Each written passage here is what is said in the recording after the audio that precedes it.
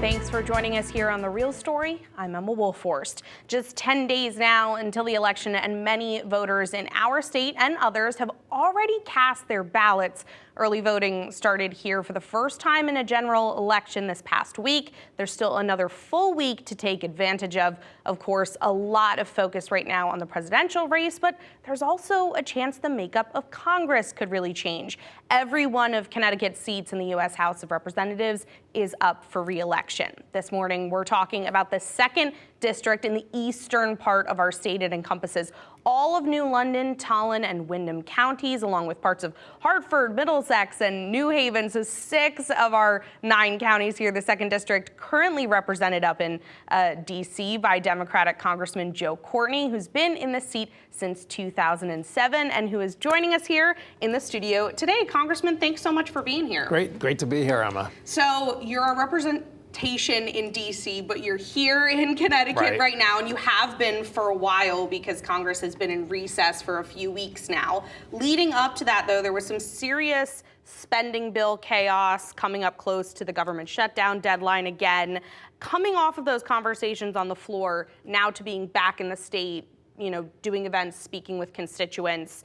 What are you hearing as ballot drivers, as top issues or needs that are really on constituents' minds right now? Sure. So, again, I think the political climate is very intense, and I think we're going to have record-breaking numbers of turnout, which is a good thing, sign of the health of our democracy. And again, there's a lot of issues that I've been going around and hearing about. Over the last 2 years, this part of Connecticut has seen record-breaking employment growth in terms of the hiring, obviously, down at Electric Boat Shipyard and all of the small supply chain companies that get the ripple effect of that growth. I mean, and there's downstream impact in terms of housing. And certainly cost of living, healthcare, and prescription drugs. But I will tell you this, that you mentioned sort of the problems down in Washington. The biggest issue that people talk about really is how do we get the polarization that's out there in our political world in this country, and particularly, obviously, in Congress, so that we can really stop the drama of, the shutdown threats and the default threats, and, really have people work together better. Again, as somebody who was rated the Democrat most admired by Republicans when I was in the state legislature by Connecticut Magazine, and have the highest bipartisan index number from the delegation through the Lugar Institute at Georgetown University. Again, I am proud of the fact that I have made a concerted effort to reach across the aisle in places that you can and actually get some real outcomes and results from it. And honestly, I think that, it's not a debate club. We're down there to get things done. And Eastern Connecticut is a very pragmatic population. People, they want to know not just what speech you gave, but, what change have you made? Sure. And speaking of those issues and getting things done, one of those you mentioned, housing. Vice President Kamala Harris, current presidential nominee, laid out a platform of some pretty concrete housing plans to deal with this nationwide crisis. This would take the support of Congress, though, and it's something you're working on. How can we actually legislate our way to more housing supply? How effective can incentives be, or direct aid to buyers? So among the groups that I've been meeting with since I've been home are, people in that space, whether it's the realtors, the home builders, housing advocates. And what's really, I think, encouraging is that housing now has emerged really unlike any time I can remember as a federal national issue, because the need to expand housing supply as a way of bringing down the cost of housing, whether it's rent or housing prices, is really the only path forward. I mean, there's some good things we can do about down payment assistance, but at the end of the day, we need more housing. And the tax credits to build more units, the tax credits to build more starter homes.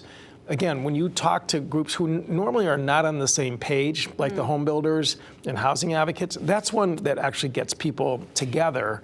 And again, we're going to have to revisit the tax code in 2025 because a lot of the Trump tax cuts are going to expire. So there's an opening there for us to really do something meaningful.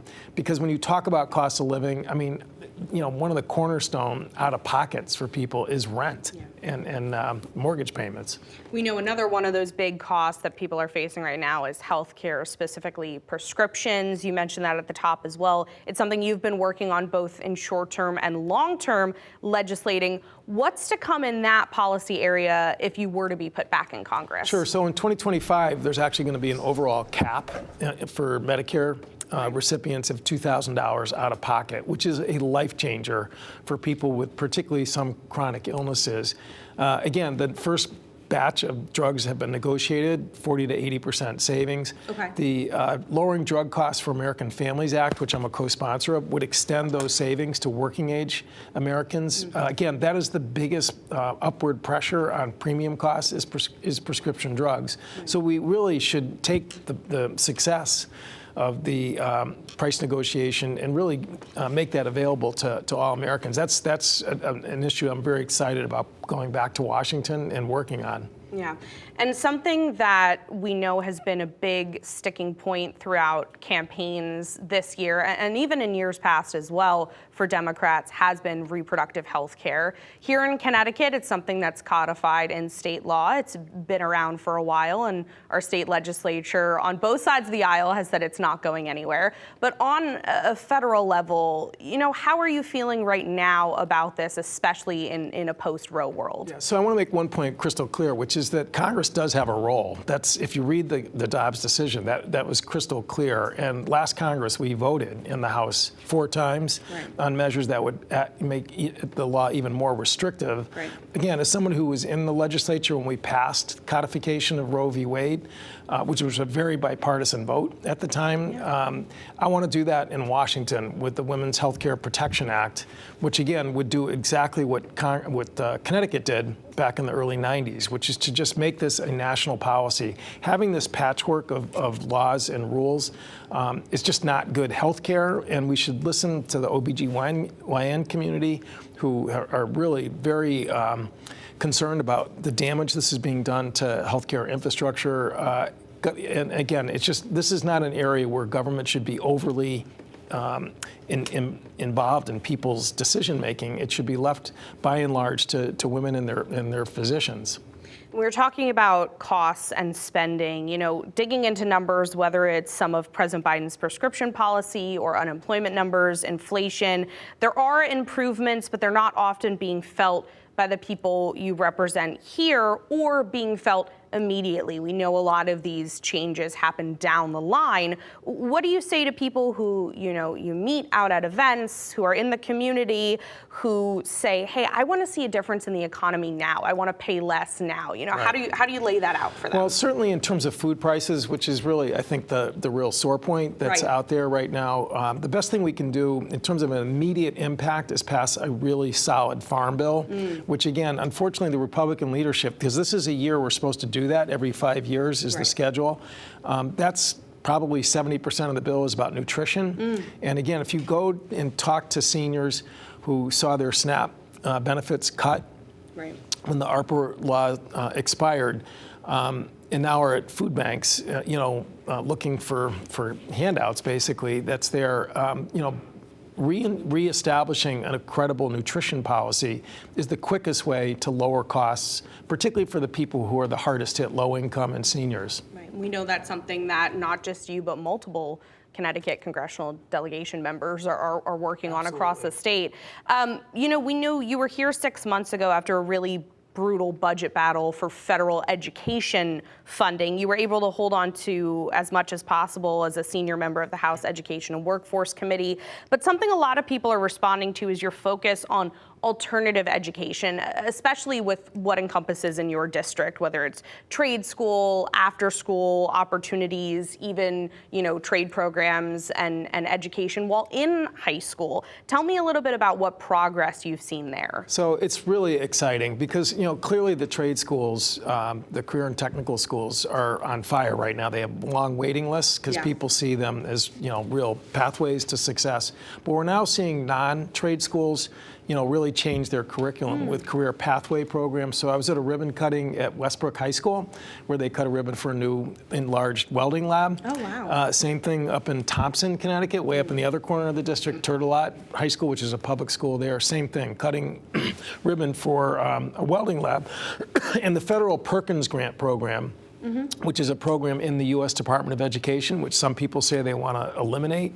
That is really the backbone of those types of career pathway efforts that are there. The Navy now is also getting into the business in terms of investing in that. So right now, there's at least 24 non-trade comprehensive regular high schools that are now creating these new pathway programs. And by the way, it's not limited just to manufacturing. It's also in the healthcare space, which kids can get their high school diploma and a CNA certificate at the same time. Just like a welder can get their high school diploma and a welding certificate, so they can go right into the workforce if that's their choice. Right, and we know a big part of that workforce is funneling those jobs to our industries involving submarines. It's something you and I have talked about quite a few times. We're constantly getting updates on this, but there has been some concern about the pacing and just getting the sheer amount of hiring done because these projects are so huge to get these subs finished for big opportunities and partnerships like AUKUS,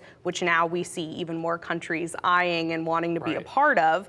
We know some of your Republican colleagues and Republican campaigns right now are running on cutting foreign spending and involvement, returning to this America First ideology. How are you seeing this play out as someone who's actively involved in things like strengthening our Indo-Pacific alliance? Why should Connecticut care? Because a lot of people see, oh, well, that's happening on the other side of the world, even though the subs are being built here. What's the Connecticut involvement, and why is this something we should be pushing more towards? So again, if you listen to our allies, and we're talking about, countries and nations that have been, just shoulder to shoulder with this country, like Australia, New Zealand, even Japan in the last 50 years, who are really raising the alarm about the fact that the international rule of law that has been just such a successful pathway, whether it's maritime freedom of navigation, overflight freedom of navigation, is now being impinged by China, who basically is claiming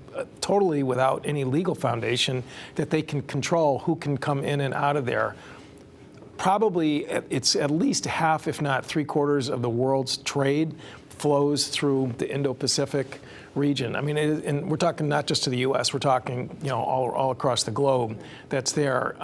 This is not, sea control is a very dangerous concept. I mean, if you look at what started World War I, it was when the German Navy was trying to block, transatlantic trade that was there. And the same thing, obviously, with the start of World War II, where Japan's, attack on Pearl Harbor was motivated in terms of trying to get control of oil resources in that region. So, I do think that right now there's actually pretty encouraging bipartisan support for AUKUS. Yeah. And but again, we've obviously got work to do here. EB actually is outpacing really the other shipyards and supply chain companies because their hiring has been so successful. But we need to strengthen that supply chain to get that production cadence up to the level that we need. I'm an optimist. I've been out with those small firms. There was one up in Vernon just a few weeks ago. We were at a conference in Montville 2 days ago. Yeah. We're talking about helping people with cybersecurity because you need to have that as part of a, contracting with the federal government. So people, I think, are seeing the demand signal in that supply chain community, and we're going to get there. And I know you're working to continue to be an advocate for the district, hoping to be reelected in just a couple weeks. But Congressman, thank you so much, as always, for taking the time to check in with us. Great. Thanks, Emma. You as well. There's still more to get to here, though, on The Real Stories. We just spoke with Congressman Courtney. We also spoke with his challenger and have some important reminders when it comes to casting your ballot, no matter how you're voting. Stay with us.